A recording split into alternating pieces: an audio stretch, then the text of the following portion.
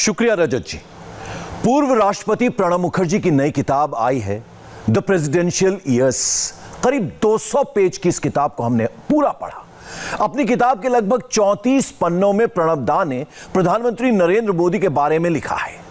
इसमें पूर्व प्रधानमंत्री मनमोहन सिंह और कांग्रेस पार्टी समेत दूसरी कई बातों का भी जिक्र है।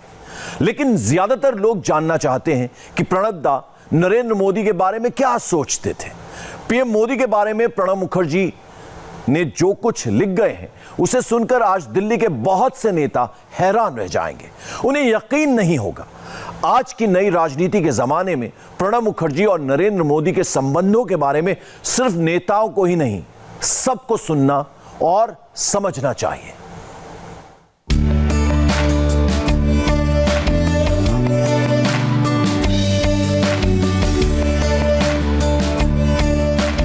मोदी के पर्सनल एल्बम से बाहर आई ये पिक्चर प्रधानमंत्री और पूर्व राष्ट्रपति के रिश्ते की सही व्याख्या करती है। भारत का प्रधानमंत्री प्रेसिडेंट प्रणब दा से आशीर्वाद लेते हुए। दोनों की सियासी विरासत अलग, विचारधारा अलग, लेकिन आधुनिक भारत में ऐसा इकलौता ही उदाहरण है जब प्रधानमंत्री और राष्ट्रपति एक दूसरे के साथ इतने सहज महसूस करते हो।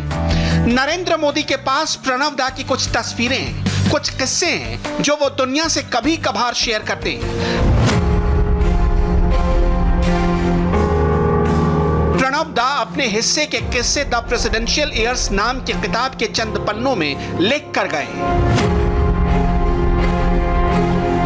याद होगी ये तस्वीरें जब देश का जनादेश पाकर नरेंद्र मोदी राष्ट्रपति प्रणब मुखर्जी से मिलने पहुंचे थे। शिष्टाचार वाली ये मुलाकात कैसे शुरू हुई, ये पहले वीडियो में देखिए। उस बातचीत को कान लगाकर सुनिए। 10:50 on 26 January, our address to nation mentioned that several meetings. और अब इस बातचीत के बारे में प्रणब दा क्या लिखते हैं वो भी शब्दशः सुनिए। मैंने नरेंद्र मोदी को जीत की बधाई दी और उन्होंने मुझे मेरा एक पुराना भाषण याद दिलाते हुए कहा कि उन्होंने एक राजनीतिक स्थिरता वाले जनादेश का मेरा सपना पूरा किया है। उन्हें शपथ लेने की जल्दी नहीं थी। उन्होंने मुझे कहा कि शपथ लेने के लिए उन्हें कम से कम 1 हफ्ते का समय चाहिए। मुझे उनकी गुजारिश पर हैरानी हुई। प्रणब मुखर्जी ने अपनी किताब में नरेंद्र मोदी से पहली मुलाकात का जैसा जिक्र किया है वो एक बार फिर आपको दिखाते हैं। जरा गौर से सुनिएगा। प्रणब दा से बधाई स्वीकार करने के बाद नरेंद्र मोदी उनसे क्या कह रहे हैं। 10:50 on 26 January, our address to nation mentioned that several meetings. ये तस्वीरें, ये बातें दो दिग्गज नेताओं के औपचारिक संबंध से आगे की कहानी कहती हैं, जहां रिश्ता सिर्फ संवैधानिक या सियासी नहीं, इंसानी संवेदनाओं वाला है। जहां नरेंद्र मोदी को अगर प्रणब मुखर्जी से सलाह की जरूरत है तो प्रणब मुखर्जी को मोदी की सेहत की फिक्र भी है। किस्से और भी हैं। प्रणब दा की किताब के कुछ और पन्ने पलटेंगे, लेकिन इससे पहले खुद प्रधानमंत्री मोदी से सुनते हैं प्रणब मुखर्जी कैसे थे। कि मेरे जीवन का एक बहुत बड़ा सद्भाग्य रहा कि मुझे प्रणब दा की उंगली पकड़ करके दिल्ली की जिंदगी में अपने आप को सेट करने में बहुत बड़ी सुविधा मिली। बहुत बड़ा मेरे लिए एक बहुत बड़ा संबल रहा, पिता की तरह। और मैं बहुत अंतर्मन से कह रहा हूं,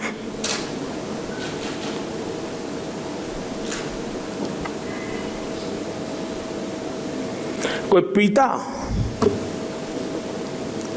अपने संतान की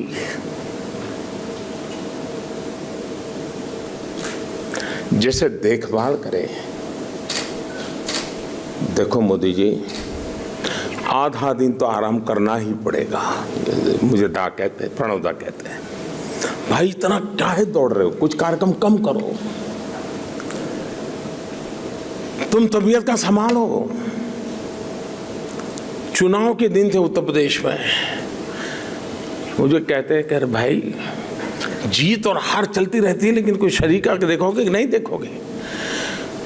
ये राष्ट्रपति के दायित्व का हिस्सा नहीं था, लेकिन उनके भीतर का इंसान अपने एक साथी की चिंता। और मैं मानता हूं कि ये व्यक्तित्व, ये संबंध, ये रूप राष्ट्र जीवन के लिए एक बहुत बड़ा हम जैसे लोगों को प्रेरणा देने वाला काम होता है, और वो काम प्रणव दा ने किया है। नरेंद्र मोदी के पास प्रणब मुखर्जी के हजारों किस्से हैं, लेकिन एक ऐसी पहेली है जिसे पहली मुलाकात में ही प्रणब दा समझ गए। नई दिल्ली के सियासी सर्किट में सब ऐसा मानते थे कि मोदी के पास विदेश नीति का कोई खास अनुभव नहीं है। जब वो पहली बार प्रणब मुखर्जी से मिले तो बातों बातों में शपथ ग्रहण के मेहमानों का भी जिक्र निकला। मोदी ने प्रणब दा से कहा कि वो अपने शपथ ग्रहण में सार्क देशों के सभी नेताओं को बुलाना चाहते हैं। इनमें पाकिस्तान के पीएम नवाज शरीफ भी शामिल थे। प्रणब मुखर्जी को यह आइडिया बेहद पसंद आया। उस दिन प्रणब दा ने सोचा कि मोदी अलग सोचने वाले नेता हैं, और यही किस्सा दादा ने अपनी किताब में इस अंदाज में लिखा है। इसके बाद मोदी ने कहा कि वो सार्क देशों के राष्ट्राध्यक्षों, शासनाध्यक्षों को अपने शपथ ग्रहण में आमंत्रित करना चाहते हैं। उन्होंने इस बारे में मेरी राय मांगी। मैंने उनके विचार की तारीफ की और ये भी कहा कि वो इस बारे में इंटेलिजेंस ब्यूरो से भी चर्चा कर लें, क्योंकि अफगानिस्तान, पाकिस्तान और श्रीलंका के नेताओं की सुरक्षा को लेकर काफी जोखिम होते हैं। प्रणब मुखर्जी खुद विदेश मंत्री रह चुके थे, लेकिन नरेंद्र मोदी की नई सोच ने उन्हें बेहद प्रभावित किया।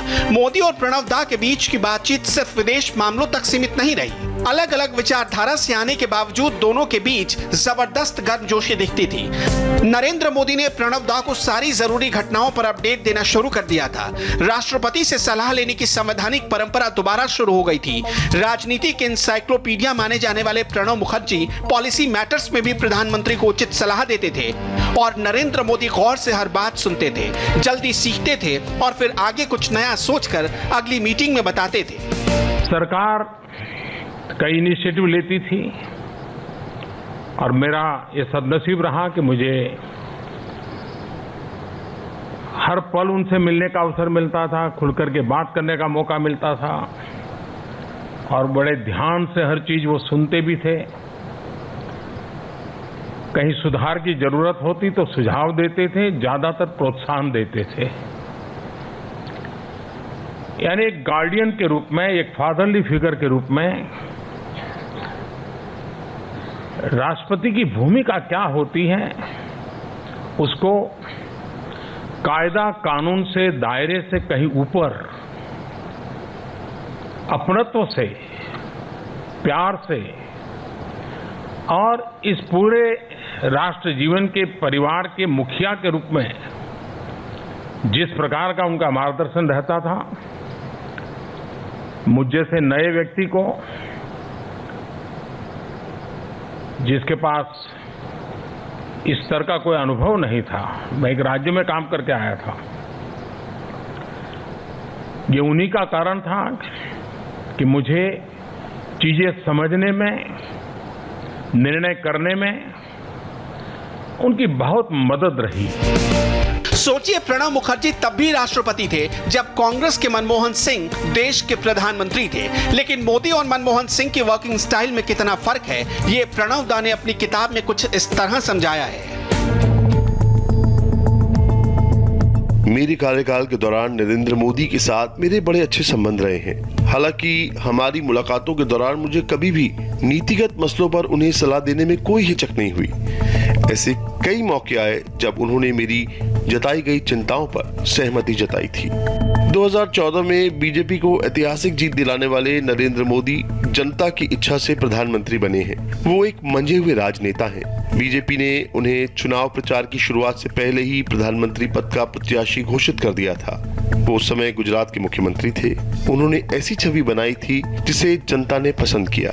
मोदी ने अपनी कड़ी मेहनत से प्रधानमंत्री का पद हासिल किया है। वो इसके वाजिब हकदार हैं। राष्ट्रपति हर कदम कैबिनेट की सलाह पर उठाते हैं। ये बात एक प्रधानमंत्री के तौर पर मनमोहन सिंह को भी मालूम थी। इसीलिए मेरे मंत्री पद छोड़ने के बाद उन्होंने प्रशासन के किसी विशेष मसले पर कभी भी मुझसे सलाह या मार्गदर्शन नहीं मांगा। प्रधानमंत्री नरेंद्र मोदी और प्रणब मुखर्जी दोनों ही संविधान को अपना धर्म मानते थे। जो लोग मोदी पर आज सवाल उठाते हैं, उन्हें प्रणब दा की बातें सुननी चाहिए थी। मौका था राष्ट्रपति भवन में प्रणब मुखर्जी के फेयरवेल कार्यक्रम का। उस दिन कही बात बरसों बरसों तक याद रखी जाएगी। Little more than 3 years, we have acted in close cooperation. It is not that there cannot be any divergence of view. Surely there have been divergences of views, but we have been able to keep that divergences, if there be any, only to ourselves. It did never find any place anywhere, and it did not affect the relationship between the President and the Prime Minister. मेरे 3 साल के अनुभव में मेरे लिए बड़ा अचरज था कि इतने साल तक सरकारों में रहे, सरकारों के निर्णायक पदों पर रहे, लेकिन वर्तमान सरकार के किसी निर्णय को उन्होंने अपने उन भूतकाल का न कभी तराजू से तोला, न कभी उसका उस रूप में मूल्यांकन किया। हर बात का उन्होंने वर्तमान के संदर्भ में ही मूल्यांकन किया। मैं समझता हूँ ये एक बहुत बड़ी उनकी पहचान है। ज्ञान का भंडार, सहजता, सरलता, ये चीजें किसी भी व्यक्ति को आकर्षित करती हैं। लेकिन हम दोनों का लालन पालन अलग विचारधारा में हुआ, अलग कार्य संस्कृति में हुआ। अनुभव में भी मेरे और उनके बीच में बहुत बड़ा फासला है, लेकिन मुझे कभी ये उन्होंने फील नहीं होने दिया। और वो एक बात कहते हैं कि भाई देखिए, मैं राष्ट्रपति जब बना तब बना, आज राष्ट्रपति हूं, लेकिन लोकतंत्र कहता है कि देश की जनता ने तुम पर भरोसा किया है, तुम्हारा दायित्व है और मेरा काम है कि तुम इस काम को अच्छे ढंग से करो। राष्ट्रपति पद, राष्ट्रपति भवन और प्रणब मुखर्जी स्वयं उसके लिए जो भी कर सकते हैं करेंगे। राष्ट्रपति रहते हुए प्रणब दा ने राष्ट्रपति भवन के मायने बदले। आम पब्लिक के लिए प्रेसिडेंट हाउस के दरवाजे ज्यादा खोले गए। मोदी ने उस वक्त राष्ट्रपति भवन को लोक भवन की संज्ञा दी थी। दोनों को ही एक दूसरे के नए नए आइडिया सुनने और उसे वक्त पर पूरा करने में आनंद आता था। जब रिश्ते इतने नेचुरल और भरोसे वाले हों तो प्रधानमंत्री और राष्ट्रपति की मुलाकात सिर्फ रूटीन नहीं रह जाती थी। इसलिए प्रणब दा जब विदेश दौरे पर जाते थे तो प्रधानमंत्री उन्हें एक चिट्ठी भेजते थे। इस चिट्ठी में क्या लिखा होता था, दादा ने किताब में बताया है। मैं जब भी किसी विदेश यात्रा पर जाता था तो मैं इस मुद्दे पर प्रधानमंत्री से चर्चा करता था। वो मुझे एक चिट्ठी भेजा करते थे जिसमें संबंधित देश के साथ हमारे द्विपक्षीय संबंधों की मुख्य बातों का जिक्र होता था। ये रिवाज प्रधानमंत्री मोदी ने ही शुरू किया था। आधी रात जीएसटी पास होना,